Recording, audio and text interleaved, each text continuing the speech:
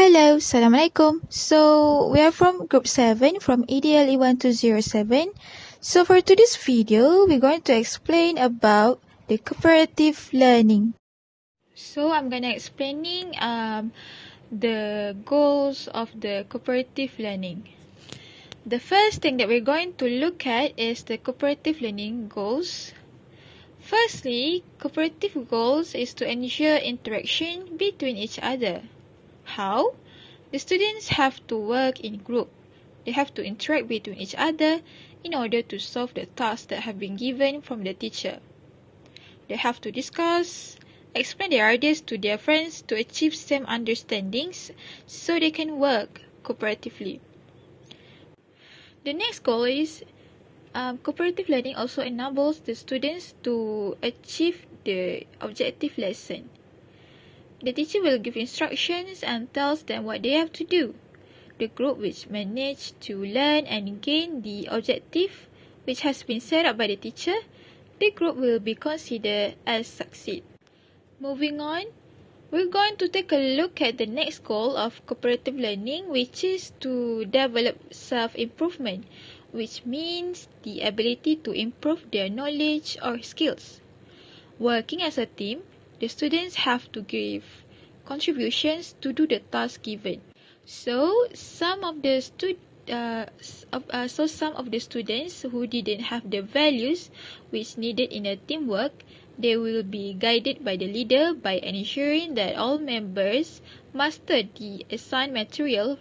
For example, if one of the members is a slow learner, his friends will help him in terms of understanding and ability to do the task. Then, cooperative learning also aims to create less stress and interesting way of learning. It is fun to share ideas and share the hard work with the group members, unlike doing the work on one's own. Lastly, cultivate competitiveness also becomes the goal of cooperative learning. The succeed group will be rewarded. So, they are exposed in a competitive environment as they struggle to be the best among others. The desire of winning drives into the hard work. As a result, the students can apply this value as their motivation in learning. So, limitations is the thing that could cause the process to be more complicated. Then, first perceive also might disrupt the learners to use it. One of the limitations of cooperative learning is group management, as cooperative learning requires few elements and processes which have to be structured. It might be an issue if the teacher and the students lack of understanding of the concepts of cooperative learning. Group can be dysfunctional. Then cooperative learning might have issue in achievement needs. The main priority of cooperative learning, of course, is to create effective method of learning. Besides, it benefits the participants with individuals' desire for significant accomplishment. However, if the group member tend to focus unnecessary aspects rather than focus on the goals and the objective, the students will fail to achieve what they need based on their positive expectations towards this cooperative learning. Next, cooperative learning might not working if the group member is irresponsible by not giving any contributions or play their roles. This bad attitude will affect the team processing and performance, as the main key of successful team is the teamwork. Lastly, some of the groups might not have the ability of performing cooperative learning correctly. Cooperation learning needs consistent benefaction from each member. Some people didn't have potential to fulfill the expectations of their friends. Moreover, cooperation learning requires the participants to work in group. However, some of them are more prefer working individual, which may lead into conflict of communication. Next, I will explain the principle of cooperative learning. There are many principles for this cooperative learning, but I will only share some of them. First and foremost, the principle of cooperative learnings are heterogeneous grouping. Heterogeneous means are diverse in character or content. This principle means that the students do collaborative learning tasks based on a group with several variables, including sex, ethnicity, social class, religions, and personality. This grouping encourages students to see a different character and learn to work with people other than themselves. Next, we have collaborative skill. This skill devotes class time for students to learn about and reflect on their collaborative skill, such as asking for help, offering suggestions and feedback, and providing reasons. When students use their collaborative skill, their group are likely to function better, and this skill will benefit them in many areas of their present and even future. The third one, we have equal participation. Sometimes, in a group of students, there will be students who want to lead everything on his or her own. This kind of student denies the others chance to participate and interact in group discussion. So, by this cooperative learning, all of the students will have their opportunity to participate, since this learning offers many ways of promoting more equal participants among group members.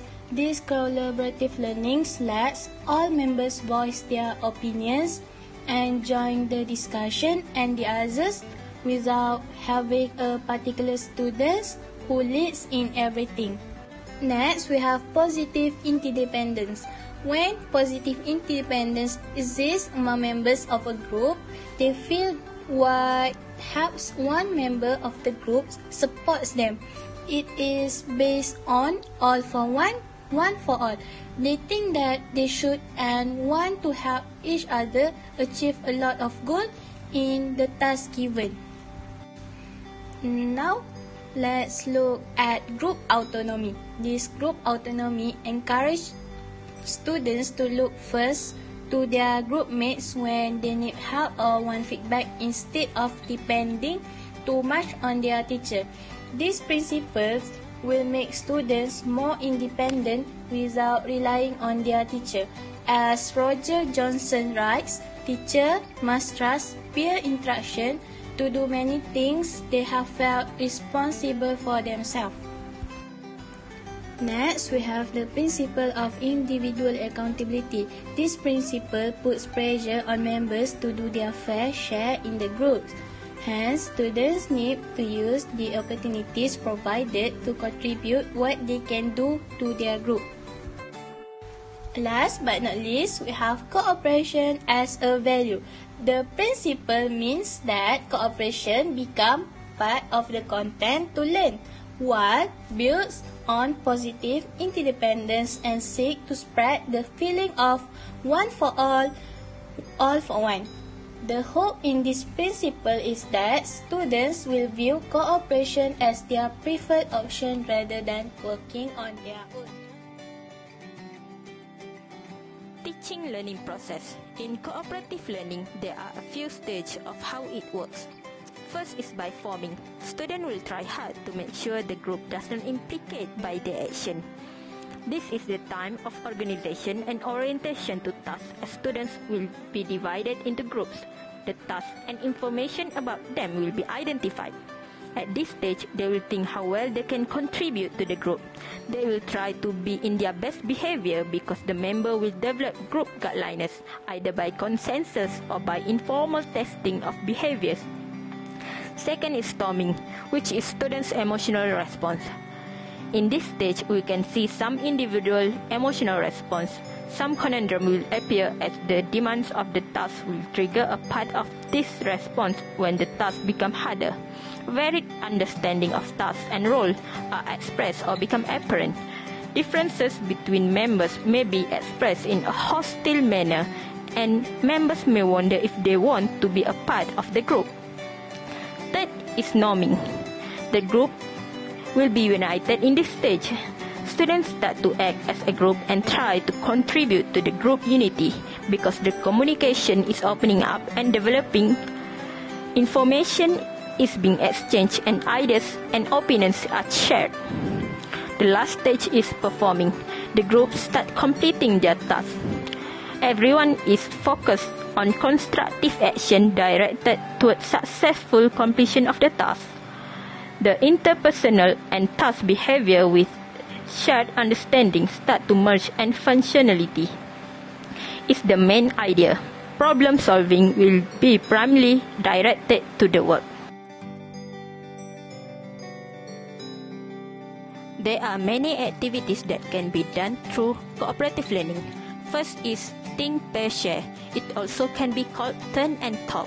Teacher poses a question to the group, and each student has a minute or two to think about the question.